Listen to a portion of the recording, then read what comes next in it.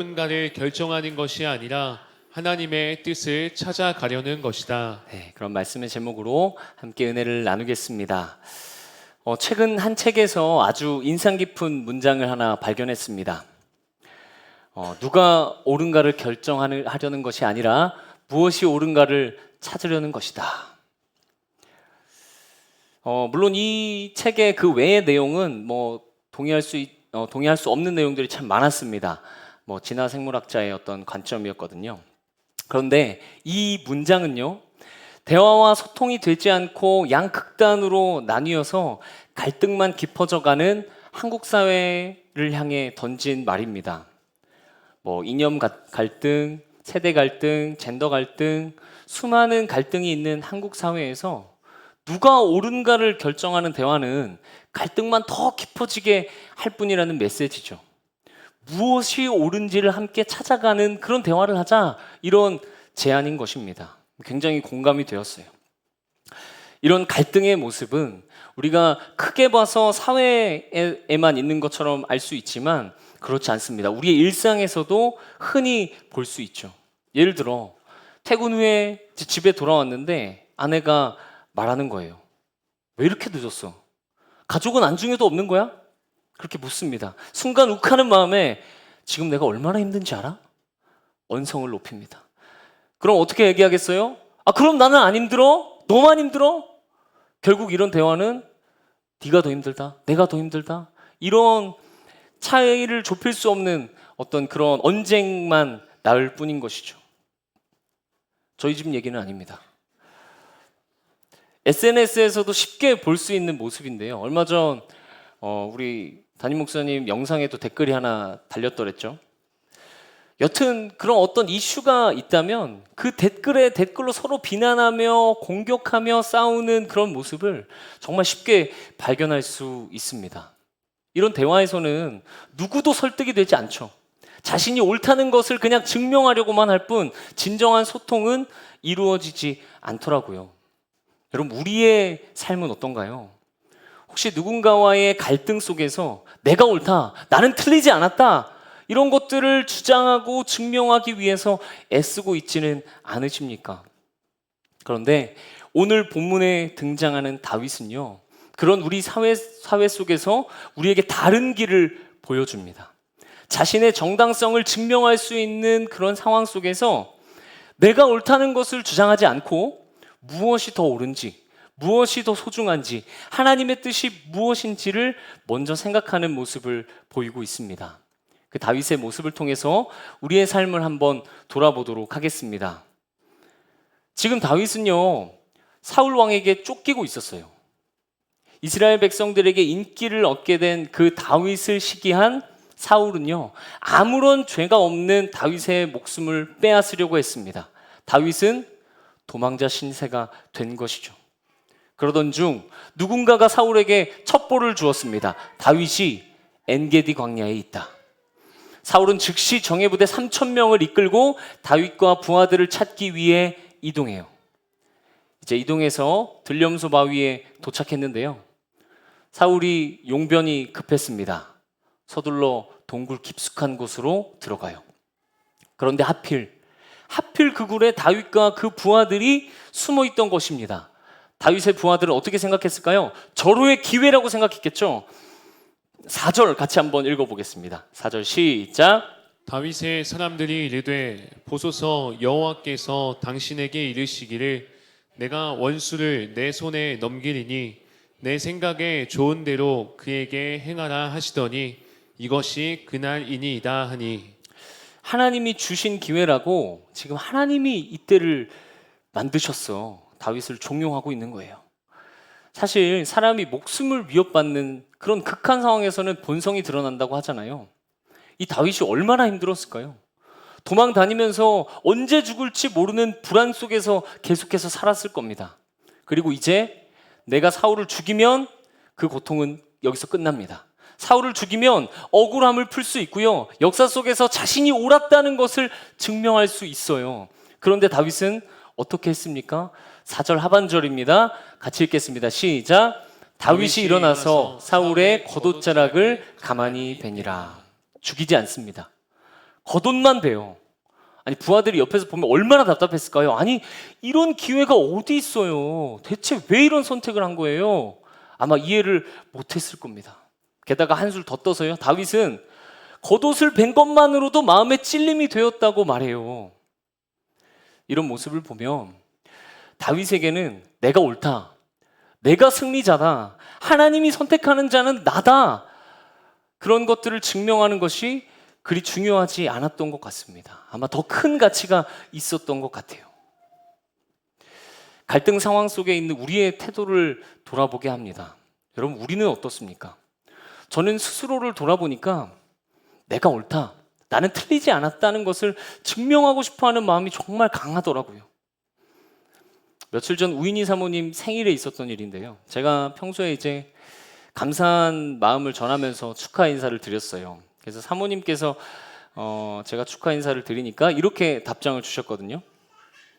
힘이 되고 싶은데 때론 그게 지적처럼 들릴까봐 머뭇거리게 될 때가 있지만 정말 힘이 되고 싶은 마음입니다. 제가 이 카톡을 보면서 정말 힘이 되어주고 싶어 하시는 사모님 마음이 되게 느껴지더라고요.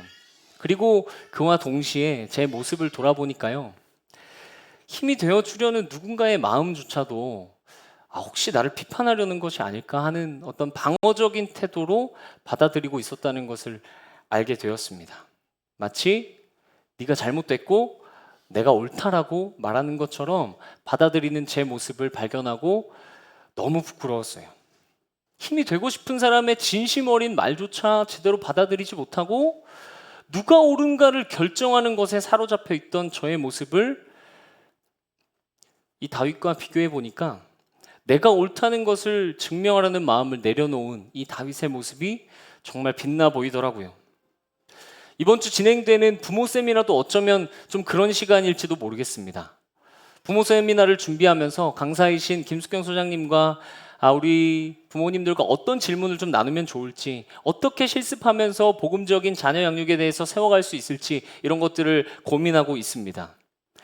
부부가 같이 오실 수 있는 분들은 어떻게 우리가 좀 복음적 양육 원칙을 세워갈 수 있을까 같이 정해보시고, 또 혼자 오신 분들은 혼자 오신 분들끼리 모여서 양육 습관들을 돌아보고 이렇게 세워가는 시간을 가질 건데요. 문득 이런 생각이 드는 거예요. 이 시간을 누가 옳고 누가 틀렸는지의 구도로 생각하면 정말 힘든 시간이 될 수도 있겠구나, 이런 거죠. 부부가 강의가 들리는데 계속 얘기하는 거예요. 거봐, 내 말 맞지? 거봐, 네가 틀렸잖아. 얼마나 불편하겠습니까? 그런데 반면에 우리 가정에 무엇이 더 좋은지를 함께 발견해 나가는 여정으로 우리가 생각한다면 이 시간은 정말 귀한 시간이 될 것입니다.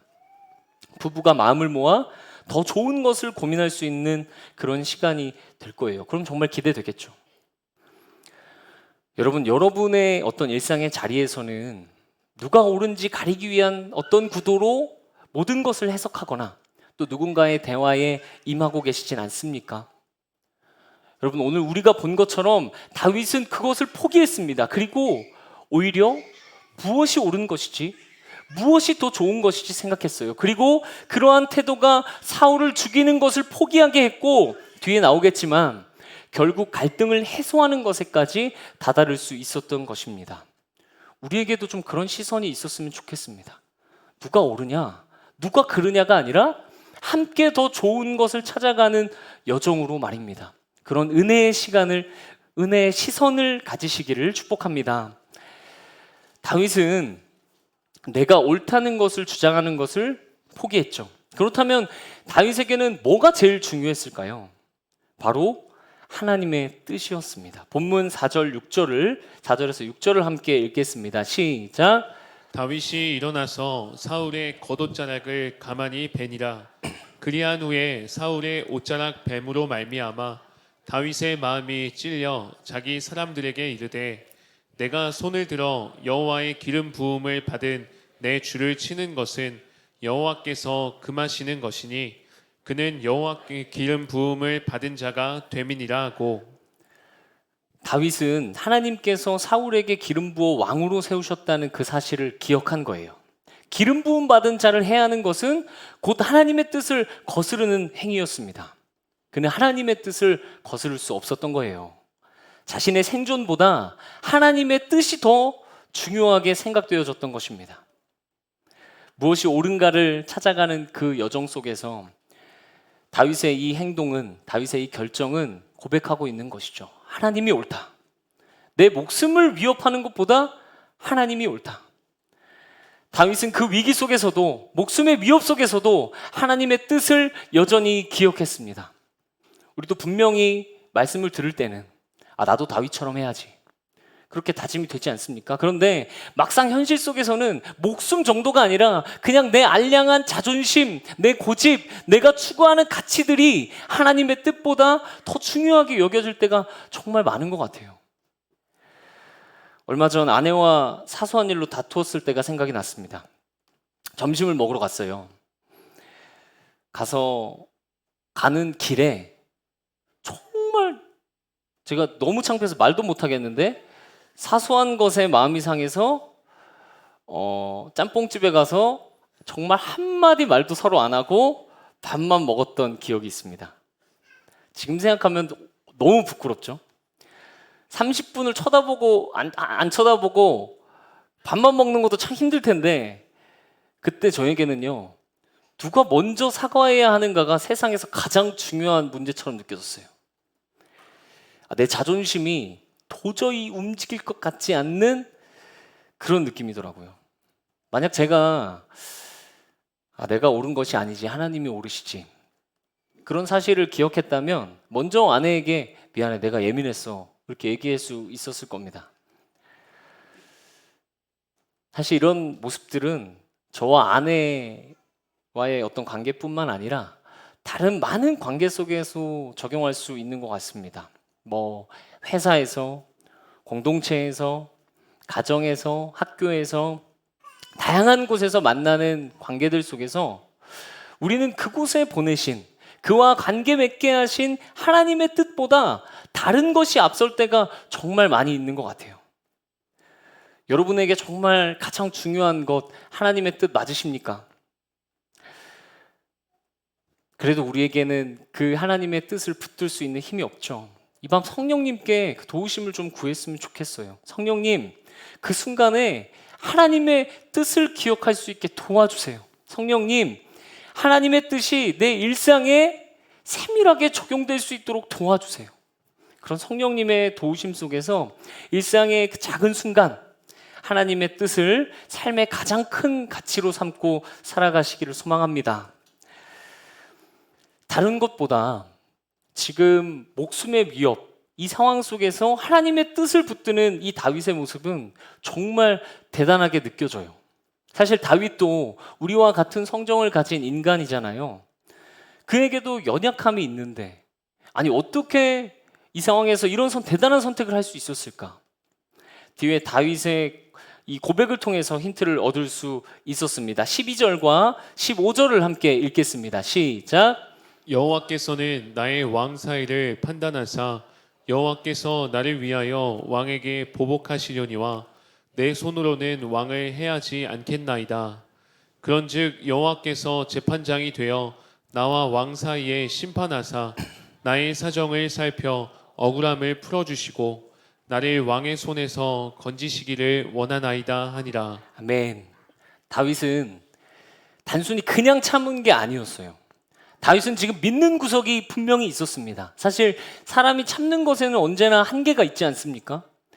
사람이 참 악하고 연약한 게, 우리가 단순히 뭔가 참고 견디면서 나에게 잘못한 사람에게, 뭔가 잘못을 저지른 사람에게 다가갈 때는요, 항상 뒤편에 이런 생각이 드는 것 같아요. 뭐냐면 상대의 잘못과 나의 잘한 것. 상대도 분명히 이만큼 잘못했는데요, 나는 분명히 이만큼 잘한 게 있는데요. 그러니 참는 것에는 한계가 있죠. 얼마나 억울하겠습니까? 그냥 참으면. 상대방이 잘한 거, 상대방의 장점, 지금 이 상황, 이 갈등 속에서 상대방이 잘한 것 생각해 보라고 하면 정말 오래 걸릴 거예요. 그런데 내가 잘한 거, 내가 상대방에게 좀 잘해준 거 찾아내려고 하면 얼마나 사소한 것까지 잘 찾아내는지 몰라요. 그러니 우리가 그리스도인으로서 하나님의 뜻을 위해 살아갈 수 있는 것은 단순히 참는 것 그 이상이라는 겁니다. 다윗에게 바로 이 믿음이 있기 때문에 가능한 것이 아닐까요? 내 억울함을 하나님이 아신다는 믿음, 나의 사정을 공정한 재판장이신 하나님이 모두 아신다는 믿음, 결국 위기 속에서 하나님께서 건져주실 거라는 그런 믿음 말입니다. 이밤 우리가 그 믿음을 구하면서 하나님을 좀 붙들었으면 좋겠습니다. 하나님, 우리가 주님께 공정한 재판장이신 것을 알게 하여 주시옵소서. 억울함 속에 갇혀서 슬피 울며 이를 가는 것이 아니라 하나님을 붙드는 믿음이 우리에게 있게 하여 주시옵소서. 혹시 여러분에게 참고 견디다 못해서 억울한 마음이 있으십니까? 분명히 성숙한 삶을 살고 싶은데 억울함이 우리를 앞으로 나아가지 못하게 하고 있습니까? 여러분, 다시 한번 선포했으면 좋겠습니다. 우리 하나님이 우리를 살피십니다. 하나님이 우리의 사정을 아십니다. 하나님이 상황 속에서 건지십니다. 하나님이 복수하십니다. 그러한 믿음으로 살아가는 저와 여러분 되시기를 예수님의 이름으로 축복합니다. 말씀을 맺도록 하겠습니다. 결국 이런 다윗의 태도는요, 어떤 상황을 마주하게 합니까? 16, 17절 우리 같이 읽겠습니다. 시작. 다윗이 사울에게 이같이 말하기를 마침에 사울이 이르되 내 아들 다윗아 이것이 내 목소리냐 하고 소리를 높여 울며 다윗에게 이르되 나는 너를 학대하되 너는 나를 선대하니 너는 나보다 의롭도다. 이런 다윗의 태도는요, 결국 죽이려고 했던, 자신의 목숨을 노렸던 그 사울의 마음을 감동하게 합니다. 그냥 관계가 악해지지 않은 정도가 아니라, 관계가 조금 괜찮아진 정도가 아니라 다윗을 향해 축복의 말을 막 쏟아내고 있는 거예요. 이 일로 말미암아 하나님이 내게 선으로 갚으셨으면 좋겠다. 너는 분명히 왕이 될 거야. 그리고 이스라엘은 견고하게 설 거야. 사울이 지금 다윗을 막 축복하고 있는 거죠. 그 갈등이 해소된 정도로 끝나지 않았던 것입니다. 여러분, 이 갈등 상황 속에서 우리는 어떻게 살아가야겠습니까? 단순히 대화를 하면 될까요? 그러면 소통이 잘 일어날까요? 이게 그렇지 않더라고요. 그 대화의 장이 투쟁의 장으로 변해버리기도 하더라고요. 그렇다면 어떻게 해야 진정한 소통과 화해를 이룰 수 있을까? 오늘 설교 제목처럼 누가 옳은가를 결정하려 하기보다 하나님의 뜻을 찾아가는 시도를 해야 합니다. 여러분, 다윗처럼 내가 옳다는 것을 증명하려는 그런 마음을 내려놓고 공정한 재판장이신 하나님을 바라보며 하나님의 뜻을 구했으면 좋겠습니다. 그리하여 우리 주변에 있는 수많은 사울들과의 그 관계 속에서 그냥 관계가 개선된 정도가 아니라 그들이 우리를 향하여 축복의 말을 쏟아내는 그런 은혜를 경험하시기를 예수님의 이름으로 축복합니다. 우리 함께 찬양하고 기도하겠습니다.